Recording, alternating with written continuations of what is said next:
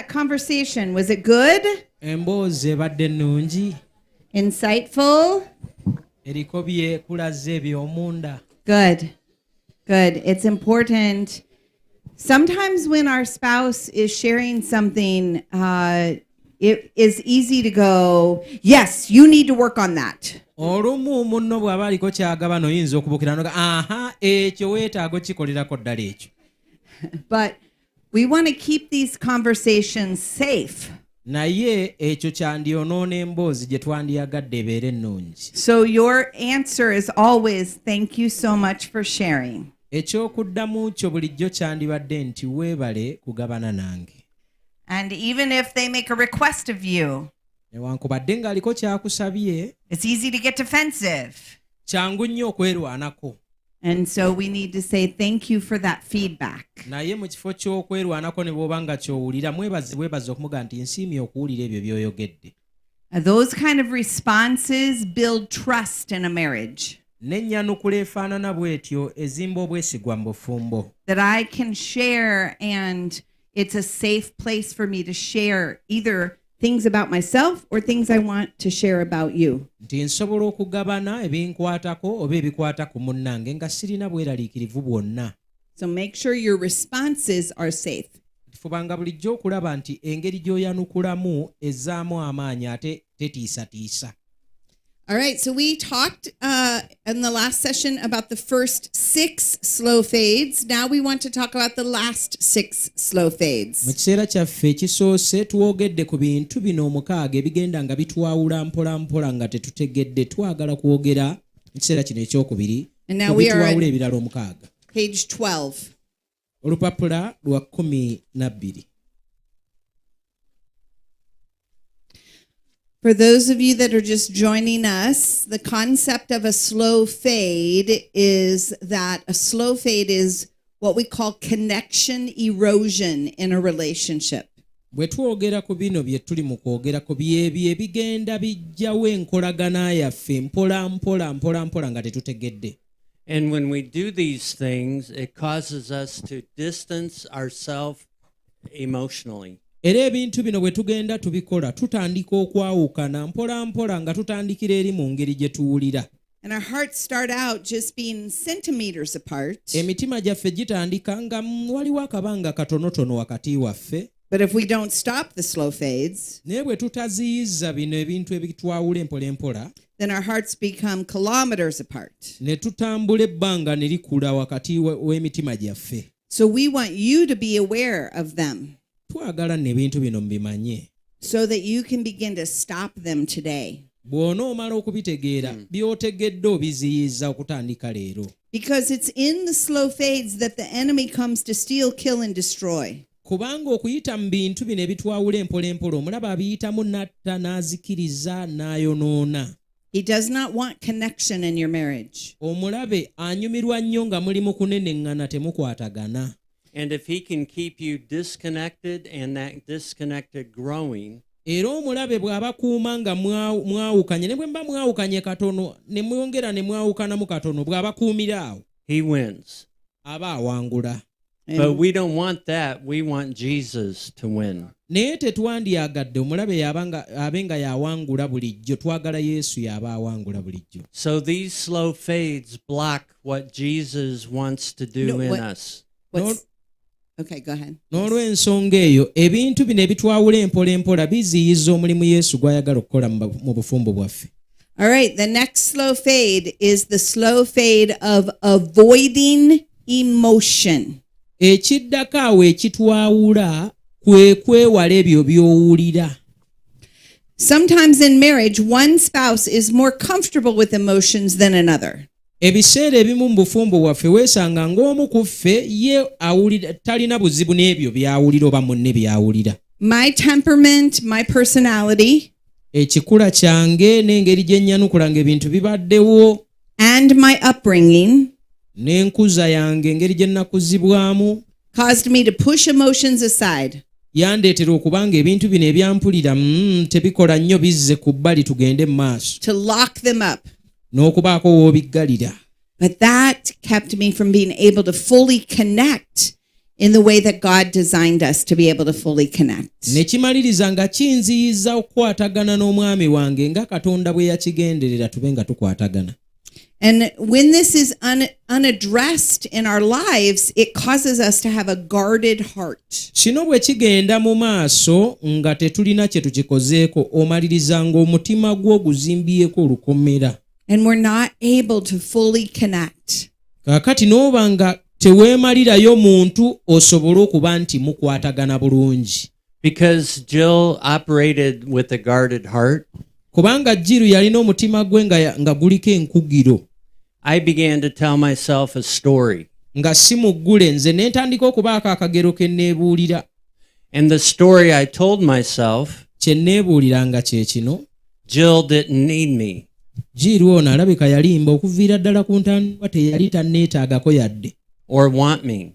Yali tanneetanjagala. Because I crave for her to share herself with me. Kubanga nze nakiyaayaaniranga ngambe nti awulira bw'ati anjagala. To share her emotions with me. Agaba n'ebyo bye yali awulira wamu nange.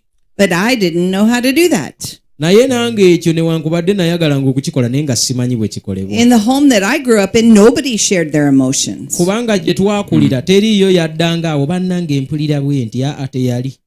I remember when I was 15 years old. Nzijjukira bwe nalina emyaka 15. And there was a young man that was an important part of my life. Waliyo omuvubuka yali kitundu kinene nnyo ku bulamu bwange. And he was killed. Baamutta. And I remember my mother took me to the funeral. Nzijjukira maama wange yantwala okugenda okuziika omuvubuka oyo. And we came home and never talked about it again. Ate bwe twakomawo awaka tetwaddayo kukyogerako twakiziika buziisi nga oli bwe twamuziika. There was a big hole in my heart. Naye nga munda mu mutima gwange kyalekamu ekituli ekinene.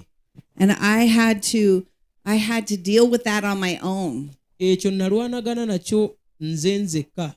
So I told myself, feelings don't matter. Neega nti bino byempulira kirabika si kikulu. Only facts matter.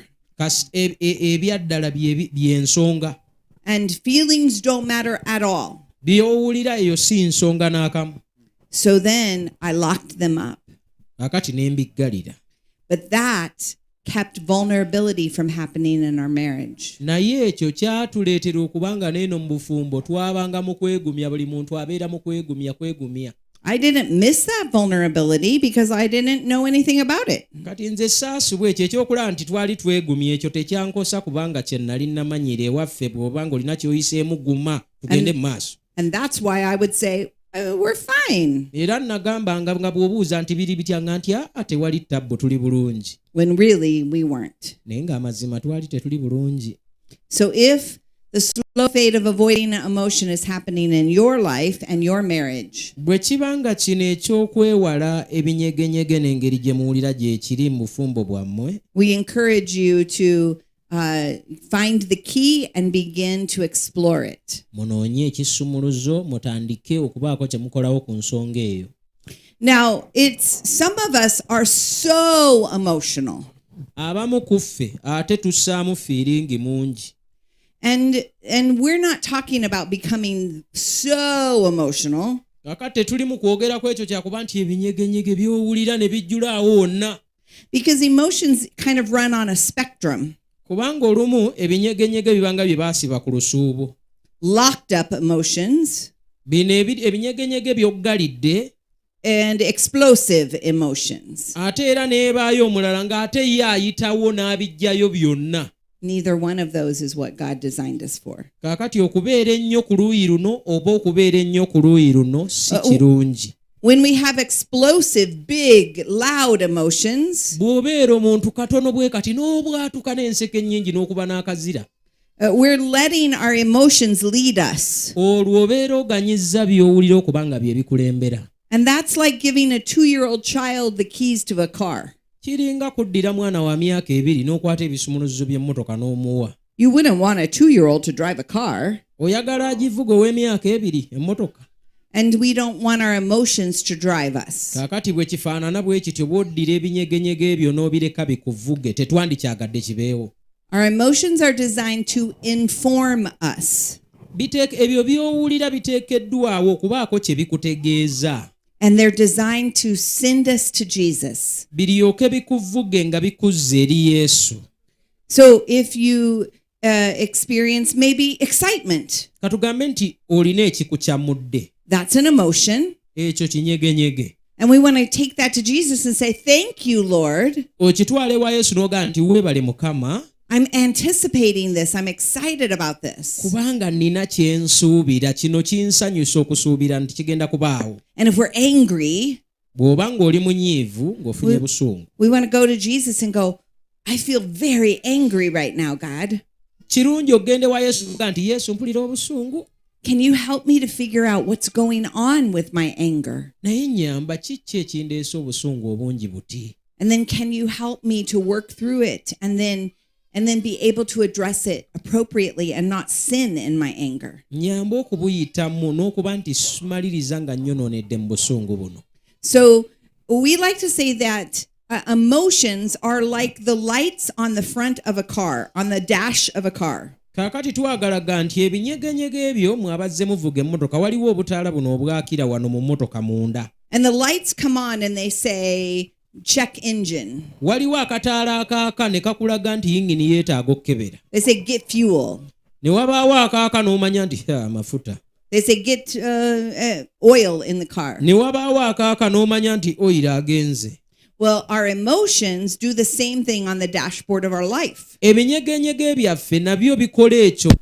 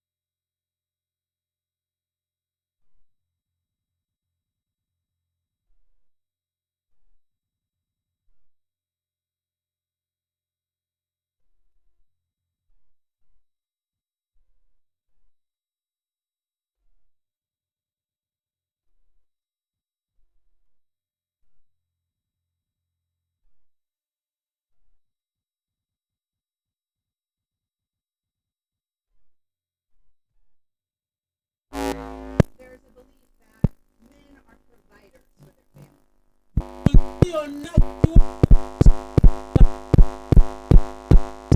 bagabirira But we need to think of naye kulowooza ku kyekozeeko mu ngeri ennene not just providing money, si kugabirira ssente zokka but also providing emotional safety, naye ssebo n'okugabirira okulaba nti abeewuwo mu birowoozo byabwe bakuumiddwa also providing connection in their marriage, okulaba nti obufumbo bwammwe okukwatagana weeguli to love, to honor, to cherish, okwagala okussaamu ekitiibwa to protect. okukuuma provision is so much more. okugaberwako kusukka ku ssente zokka The next slow fade ekiddako ekitwawula empolempola is child-centeredness. okubanga obwanga n'amagezi n'okutegeera n'ebirowoozo byonna biri ku baana And this is where we place the needs of children over the needs of marriage.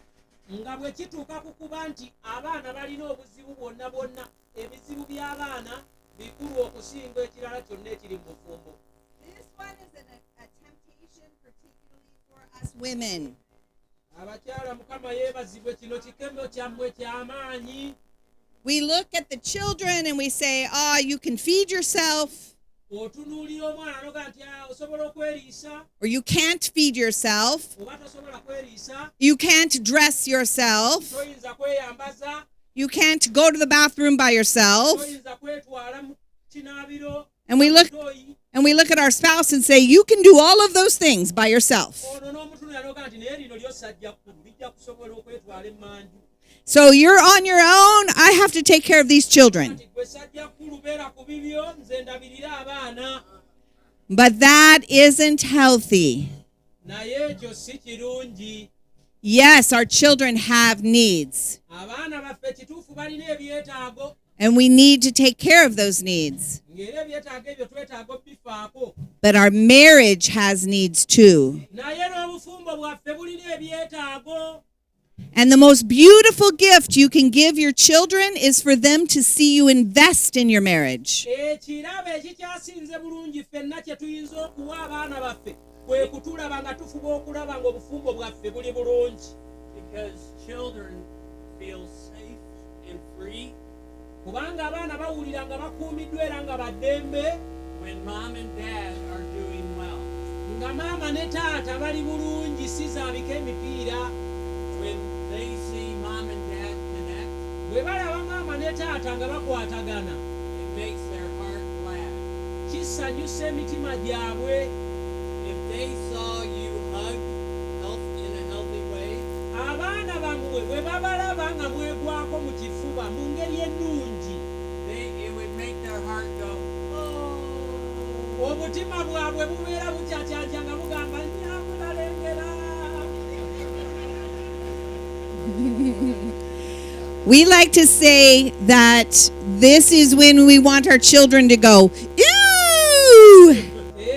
obwana nga mwewahaaga ng'akaana kammwe kakolawe kati nga kaseko obuseko And then we know that we are providing security for them. olwo nno ng'omanya nti waliwo obukuumi bw'oleese gye bali So the first slow fade was avoiding emotion. ekisoose kye twogeddeko kwewala engeri gy'owulira oba ebinyegenyege The next one was busyness. ekyokuba nti twefudde bize And then child-centeredness. n'okuba nga tutunuulidde baana The next slow fade is unforgiveness. ekiddako awo kya butasonyiwa Unforgiveness is when we hold hurts in our heart.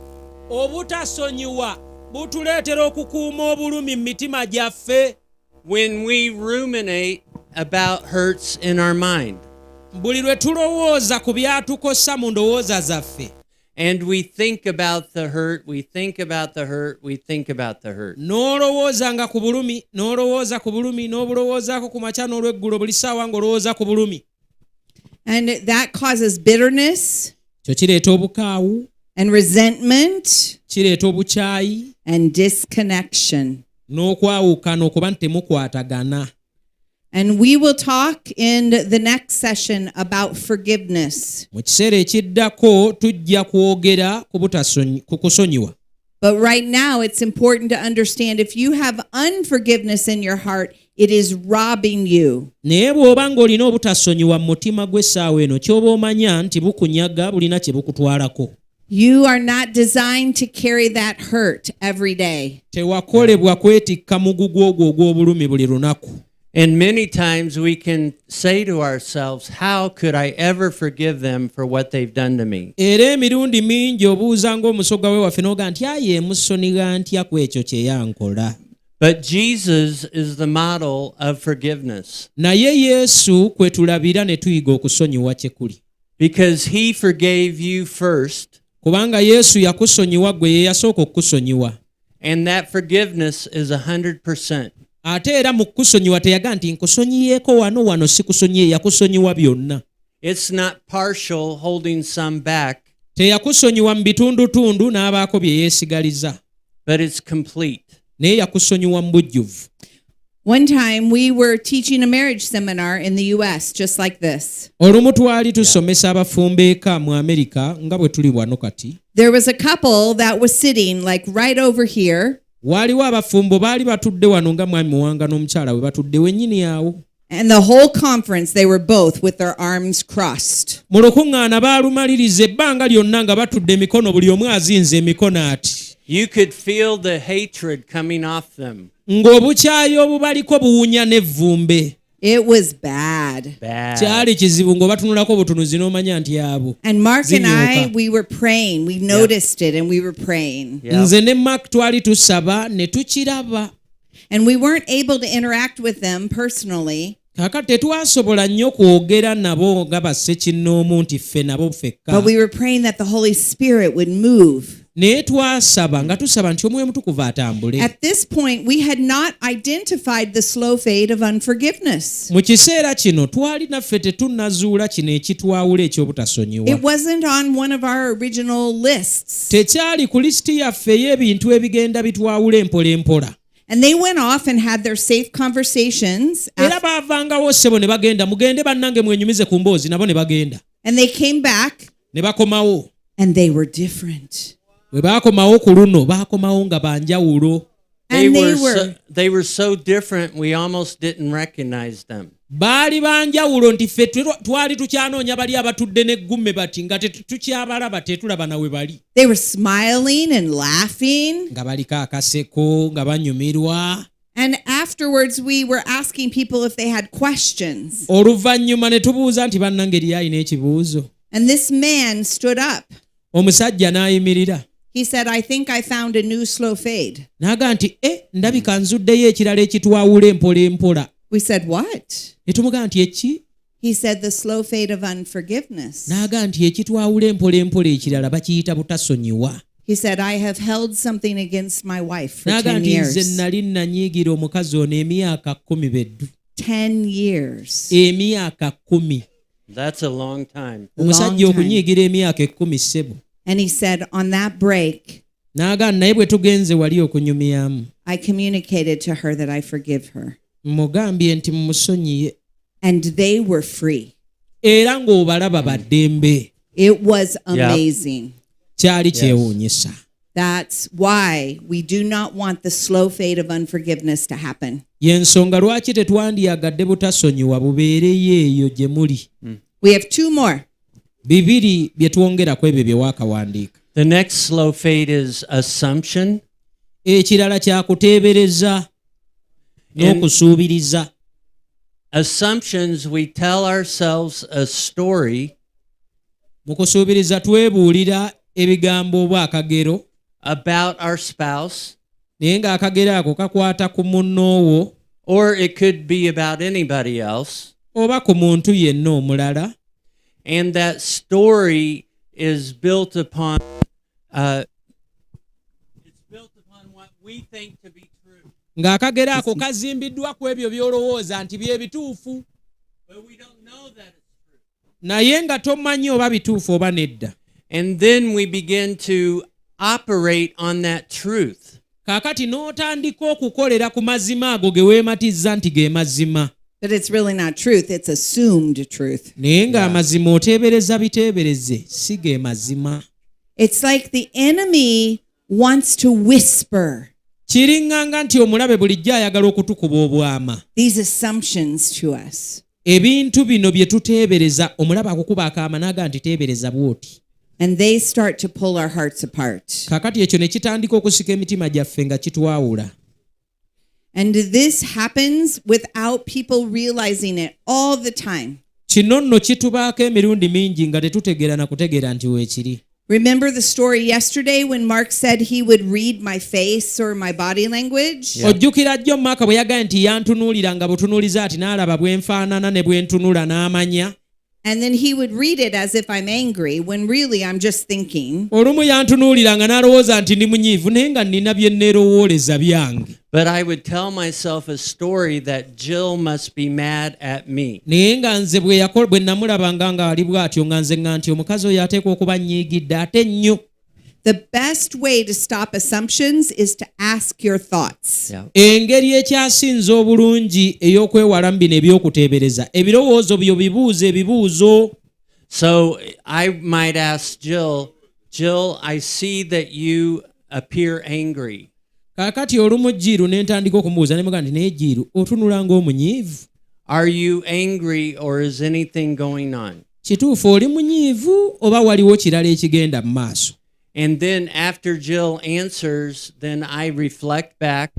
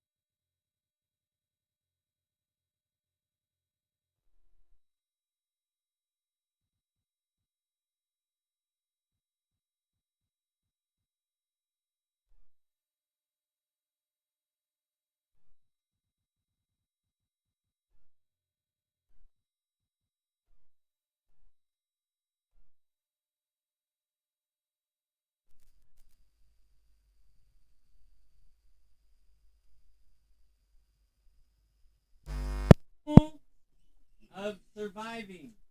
Tunabaawo tutya and we stop enjoying our time together. Kaakati n'obeera mu ebyo ne weerabira nti waliwo n'obudde obw'okutuulako awo nga mmwe babiri ne munyumirwamu. One of the reasons that this event is at this park. Emu ku nsonga lwaki tetwatadde mu kifo kirala olukuŋŋaana luno. Is to give you the opportunity to have fun together. Tukusobozese eryato lyasasuliddwa olinnyeko ku lyato ne mukyala wo muvugireko akagaali ku mazzi mubeereko eri emmanga mu bulamu obulala.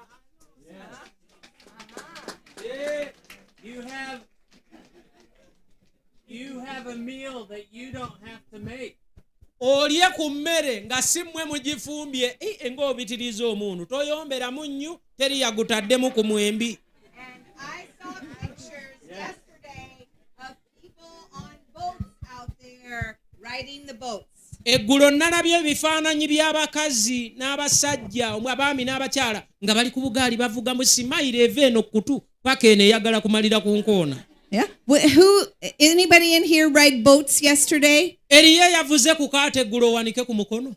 Are those called a bicycle boat? What are those called? Bugaali bwa ku mazzi bagenze kuvuga ku bugaali. I've never seen one.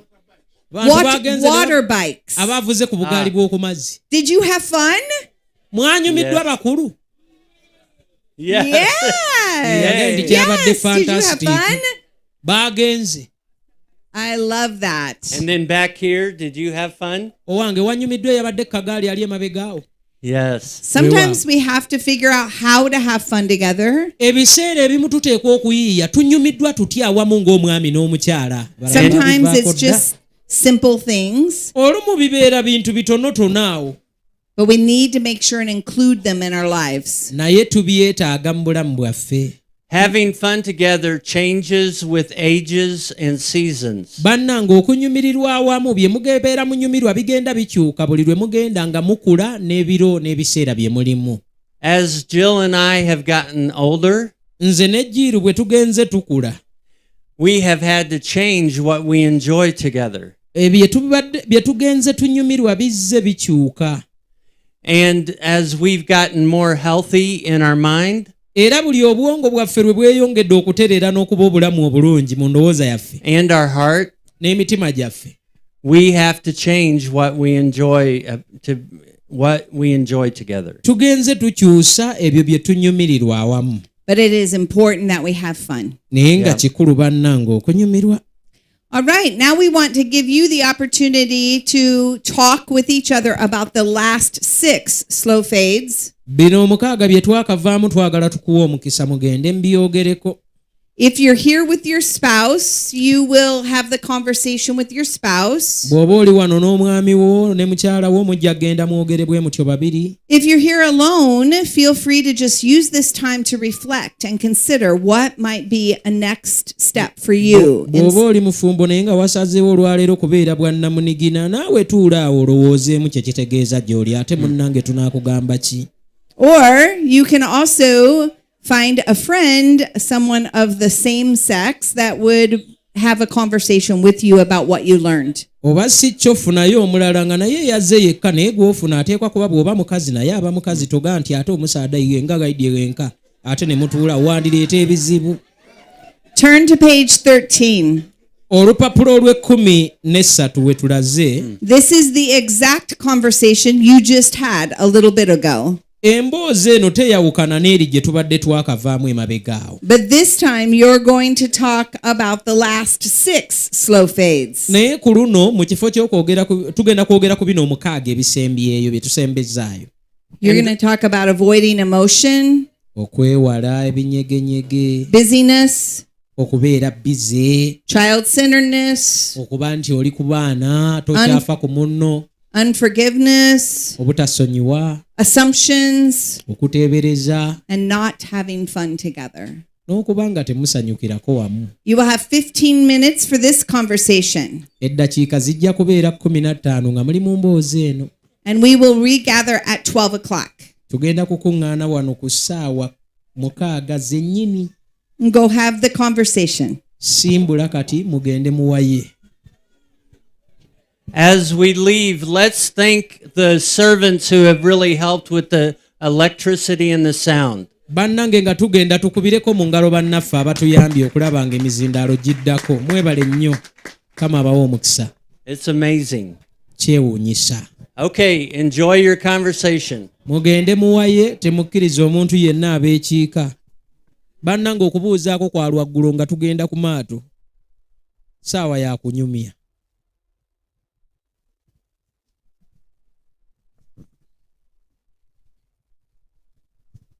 Ate bayisa n'ebyokunywa musobola okweguliraako okunywa ne mutuula awo ne mukanywa nga bwe muwaya. Kati eriyaga nti esente da kugulira baana amere. Ate tudinwe mu juice.